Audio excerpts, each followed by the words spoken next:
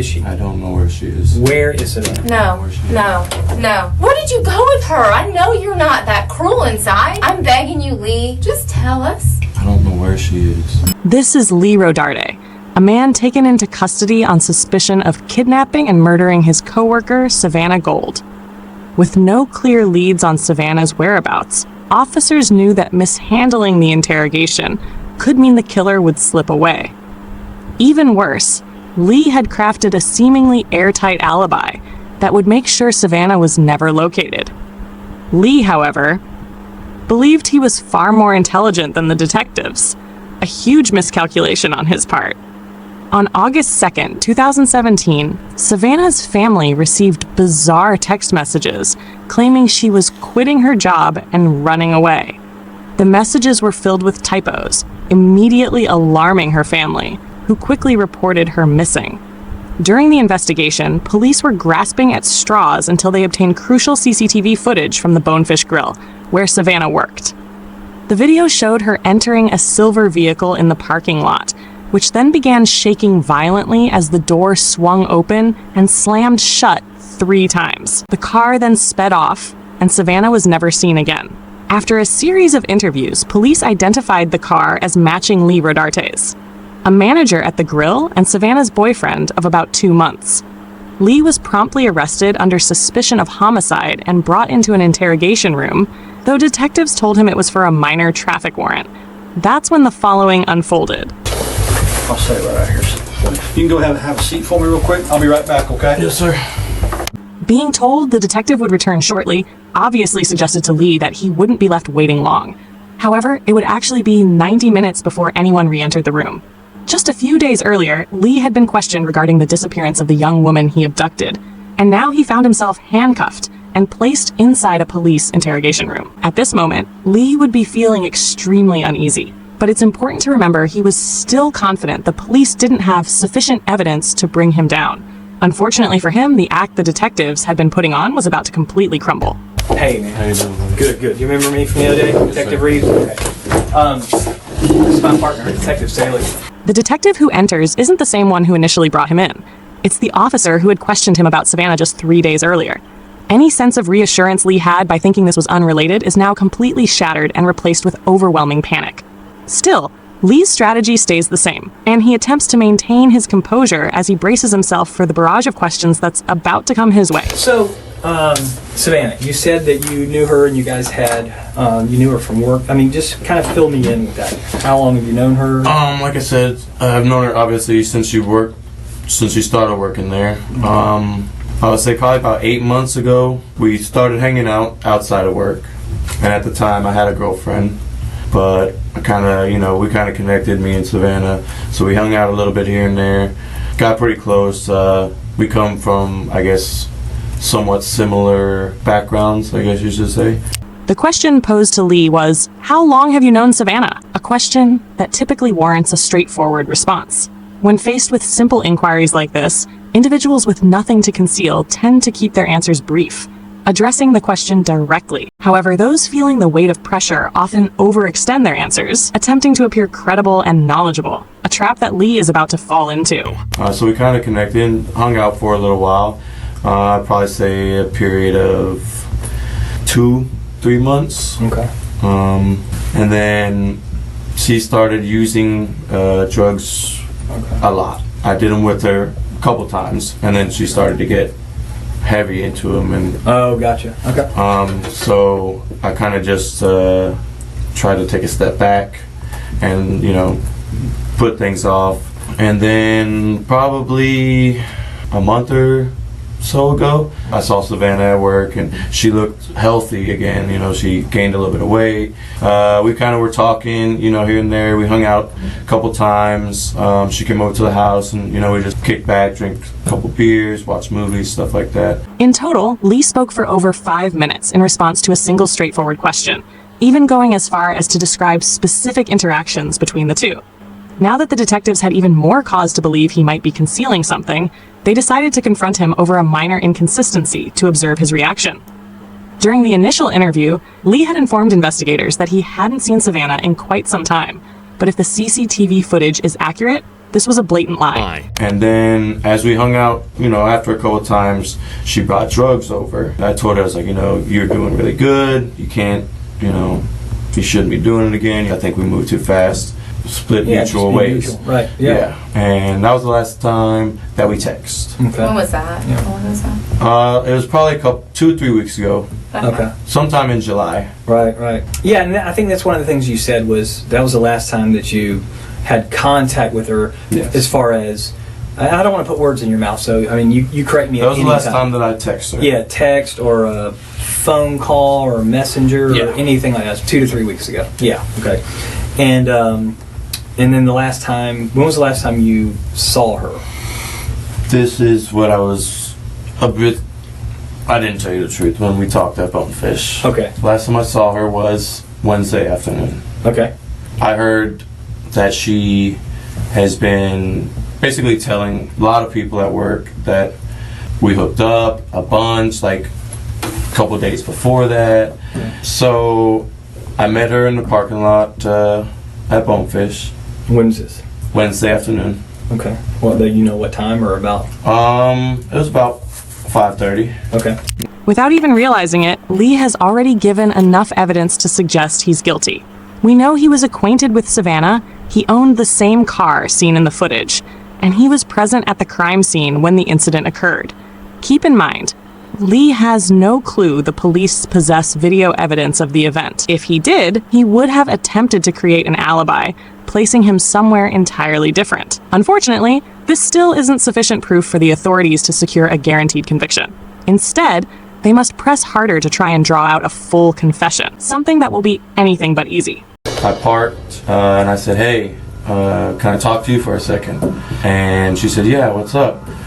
And I was like, I heard you've been saying some things about me and you continuing to hang out, and that we're boyfriend and girlfriend. And she asked me, she said, can I come sit in the car because I just did some heroin and I'm a little paranoid.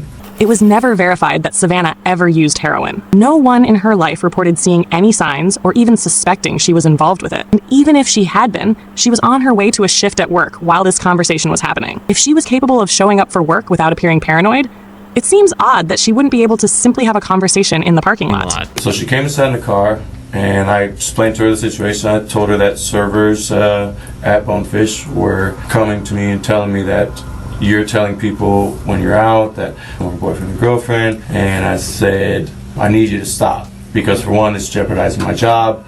We agreed to, split, stop talking mutually and just move on. But it was nothing more than that. And she said, I'm going to do what I want. I didn't tell anybody anything. At that point, I got out and I punctured the hole in the tire. And I said, no, stop. And I said, don't do it again, or next time it's going to be worse. It's going to be your windows. At that point, she had her phone in her hand. She got out of the car and walked towards the main entrance from San Jose. Clearly, this entire story was designed to fabricate an alibi that stayed as close as possible to the real events. However, the small inconsistencies actually serve as glaring windows straight into the truth. We know Savannah never exited the vehicle in the parking lot, and that she drove off with him just minutes after getting inside. Lee is unknowingly building a mountain of evidence against himself through the very lies he believes he's successfully telling, and he's not done yet. And it looked like she was either texting or calling somebody. Okay. Because as she started walking towards there's an entrance to the plaza. She was walking maybe towards this way, and I would say an older model Ford pickup, green. Okay. Drove past me and around, and she got in. Okay. How long do you think it was between the time that she got out and started using her phone till that green truck pulled up? Maybe 5 minutes. Okay. So wow. So if she called somebody, they got there in 5 minutes to pick her up? Well, I mean, like I said, it looked like she was going to call somebody, and that's when the green truck came around, and she got in. So she gets in the truck. What happened at that point? They drove back around, kind of looped around a little bit. Which way did they drive? So I guess they exited that way, and at that point, I left. Lee doubles down on the lie once more, believing this would fully clear him since he wouldn't have been the last person to see Savannah. However, his choices continue to backfire. Had he stuck closer to the truth, he might have claimed that he dropped Savannah off somewhere and then parted ways. But without knowing what evidence the police have against him, Lee is left simply guessing and forced to invent stories on the spot. This highlights why it's absolutely crucial to call an attorney, innocent or not, during an interrogation. Detectives are allowed to both lie and withhold information, placing you in an extremely vulnerable position, subject to their strategies and manipulations. The moment you bring a lawyer into the equation, things immediately become more manageable, as officers are required to disclose all the evidence they have so a proper and fair defense can be prepared. Calling an attorney isn't just having backup in the interrogation room, it's a key that unlocks the door, sidestepping most of the police's tactics. It transforms the situation from an interrogation into a legal battle. But of course, Lee hasn't called a lawyer and has been at a disadvantage from the start. If Lee were as intelligent as he believed, he wouldn't have waived this right and would likely be in a far stronger position. What happened to your neck? That was self-inflicted, actually. Why? I just have been having kind of a hard time. To your neck? I couldn't. Yeah, I did. And What did you use? a knife. When did you do that? Some time in July. You did that in July and it's still Yeah. bloody? Well, I kind of peel the scab here and there at work, hitting it on stuff like that. I peeled it last night working. And it was coming off a little bit today, so I peeled that a little bit. All right, let me see. But this was the same night. This one was just a lot worse Yeah. than this one was. Okay. And that was in July? Yeah. Okay. Like a few weeks back. Yeah. Okay. It doesn't take a genius to see how bold of a lie this is. Beyond his incredibly unconvincing delivery of excuses, Lee had no history of self-harm and was reportedly in good spirits during the weeks leading up to this incident. Additionally, Lee becomes noticeably anxious at this point. Most people have a tell that reveals when they're lying or feeling uneasy.